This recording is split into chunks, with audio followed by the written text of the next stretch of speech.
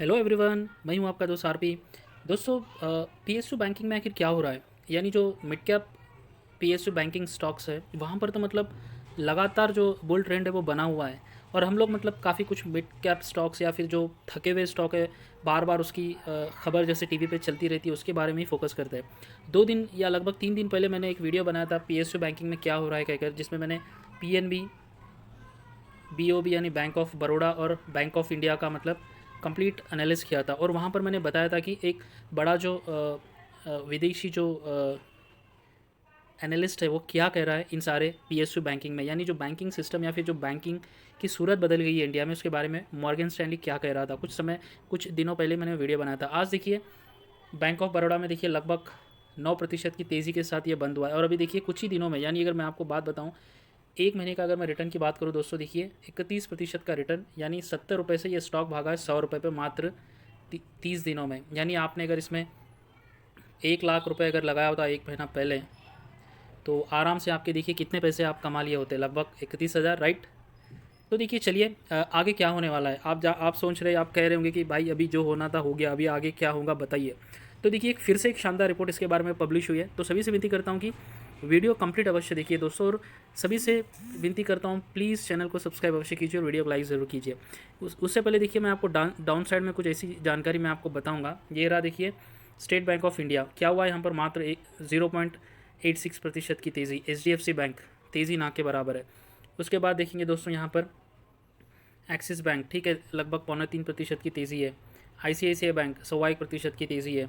Same PSU bank, union bank of India मात्र 0.2% की तेज़ी। तो मतलब इन इन जो बैंकों में मतलब उतनी तेज़ी नहीं है, लेकिन जो मिड कैप बैंक्स है, पीएनबी में देखिए आज शानदार तेज़ी में देखने को मिली थी, लगभग 4%, राइट। और अभी बैंक ऑफ इंडिया तो लगभग 9% के साथ बंद हुआ है और आगे भी इसमें ज़बरदस्त तेज़ी बनने के आसार है दोस्तों। मैं आपको देखिए डिटेल में आपको बताऊँगा। चलिए आगे बढ़ते हैं।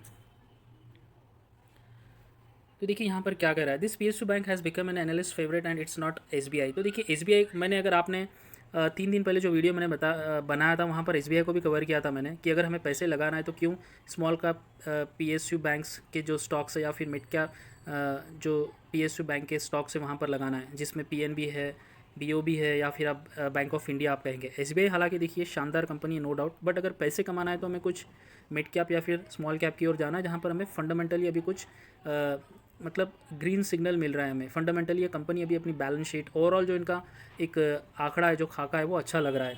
नॉट ओनली फॉर इंडिया बल्कि जो अब्रॉड के बड़े एनालिस्ट ग्रुप होते, बड़े कंपनी होते, उन्होंने क्या कहा है।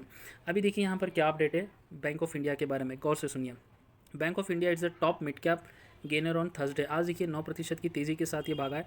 अभी यहाँ पर देखिए कारण क्या था, the state run lender has received an upgrade from Credit Suisse along with an upgrade revision in the price target as well. तो जो क्रेडिट स्विस कंपनी है उन्होंने इसका जो टारगेट को अपग्रेड किया है, इसकी रेटिंग को अपग्रेड किया है। अपग्रेड इन द सेंस दोस्तों कि अभी देखिए मेरा परफॉर्मेंस अगर मान लीजिए सी में मैं चल रहा हूँ, ए बी सी कैटेगरी यानी लोवेस्ट एग्जांपल दे रहा हूँ, तो अगर उसे अपग्रेड कर कर अगर बी में भेजा जाएगा या ए में भेजा जाएगा, that will be very good for his name, ठीक है। तो यहाँ पर भी वही है और इसका टारगेट भी बढ़ा दिया गया, जिसके कारण आज यहाँ पर शानदार तेज़ी देखने को मिली है। ये एक बड़ी जानकारी है दोस्तों, ठीक है। ये क्रेडिट स्विस है, ठीक है, एक एनालिस्ट जो बड़ा हाउस है ये कह रहा है। उसके साथ रीजंस क्या है जो हमें आगे भी इसमें इन्वेस्ट करना चाहिए या फिर एज ए इन्वेस्टर इसमें बने रहना है। देखिए बारीकी से देखिए दोस्तों, ऐसे तो काफ़ी जानकारी क्रेडिट स्विस और मॉर्गन स्टैनली ने भी पहले कहा था, मैंने ऑलरेडी बताया आपको। फिर से जो क्रेडिट स्विस ने क्या कहा है वो मैं आपको बता रहा हूँ। The brokers believe that the bank has seen improvement in the profitability added by the pickup in the long loan growth and the strong net interest margins. तो जो लोन ग्रोथ है बैंक ऑफ इंडिया की and plus net interest margin जो है वो शानदार तरीके से बढ़ रहे हैं। Bank of India net interest margin improved 40 basis points compare to June quarter, deposit funding cost rising 15% points subsequently. तो देखिए यहाँ पर जो मार्जिन इंप्रूव हुआ है 40% बेसिस पॉइंट पे, अगर हम कंपेयर करेंगे जून के क्वार्टर से, अगर सितंबर क्वार्टर का जून से करेंगे तो भी इंप्रूवमेंट हमें देखने को मिल रहा है। तो ओवरऑल यहाँ पर कहने की बात दोस्तों ये है, बैंक में होता क्या है दोस्तों, लोन ग्रोथ काफ़ी इंपॉर्टेंट है। अगर लोन नहीं बांट पाएंगी बैंक तो चलना ही मुश्किल है, और अगर वो लोन नहीं देगा तो डेफिनेटली इंटरेस्ट भी नहीं मिलेगा और बैंक ग्रो भी नहीं करेगा, राइट। तो यहाँ पर वही कहने की मतलब है, अगर आपका बिजनेस या आप लोन ही नहीं बांट पाएंगे तो इंटरेस्ट तो मिलने का सवाल नहीं है। तो लोन ग्रोथ हो रहा है, नेट इंटरेस्ट मार्जिन इंक्रीज हो रहे हैं, क्वार्टर ऑन क्वार्टर डेवलप हो रहा है, तो ये एक पॉजिटिव बात है बैंक ऑफ इंडिया में। हालांकि काफ़ी जो पीएसयू बैंक्स है जो आफ्टर डी मर्ज हुए थे, काफ़ी बैंक्स एक दूसरे में मिला दिए गए थे गवर्नमेंट ऑफ इंडिया के द्वारा, उसके बाद से कुछ धीरे धीरे धीरे सुधार देखिए अभी इन बैंकों में इन्वेस्टर्स आ रहे हैं, एफआईज पैसा लगा रहे हैं, म्यूचुअल फंड्स पैसे लगा रहे हैं। नाउ फाइनली जो अट्रैक्शन है बैंकिंग का वो अभी फुल प्रूफ तेज़ी से आगे बढ़ रहा है, जिसमें से बैंक ऑफ इंडिया में आज शानदार हमें हरकत देखने को मिली है। और क्रेडिट स्विस ने भी अपना जो अपग्रेड, इनका जो रेटिंग है वो अपग्रेड किया है विथ टारगेट, रिवाइज टारगेट के साथ, विच इज़ वेरी गुड। उसके बाद और कुछ पॉइंट कह रहा है यहाँ पर Credit Suisse, given the strong industry dynamics Credit Suisse expect Bank of India returns on equity to improve nearly 10%। जो आरओई है इनका ये कह रहा है कि 10% से भी ज़्यादा बढ़ सकता है, इंप्रूव हो सकता है, क्रेडिट स्विस कह रहा है बैंक ऑफ इंडिया के बारे में। It also cited the lenders valuation of 0.65 times financial year 2024 price to book as a reason behind its upgrade. तो देखिए यहाँ पर कह रहे जो रिलेटेड टू जो लोन देते लेंडर्स वैल्यूएशन, उसके हिसाब से उसके आधार पर ये अपग्रेडेशन ये कर रहा है for bank of India for ROE. ये एक दूसरी बड़ी बात है जिसके कारण ये अपग्रेड कर रहा है और प्लस इसकी रेटिंग बढ़ा रहा है और टारगेट रिवाइज कर रहा है। उसके बाद देखिए मैंने लास्ट टाइम मैंने बताया कि जो मॉर्गन स्टैनली उन्होंने क्या कहा है, this is the second instance of bank of India getting a favourable verdict from the overseas brokerage firm.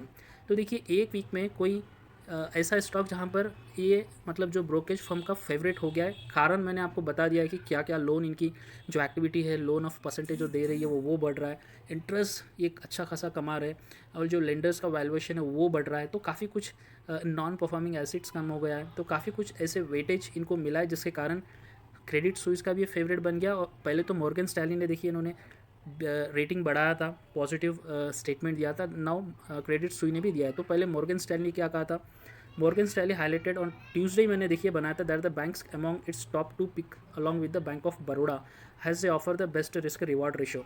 तो क्रेडिट स्विस से पहले मॉर्गन स्टैनली ने ऑलरेडी ट्यूसडे कहा था कि ये उन लोगों का टॉप पिक है in the banking sector along with bank of Baroda.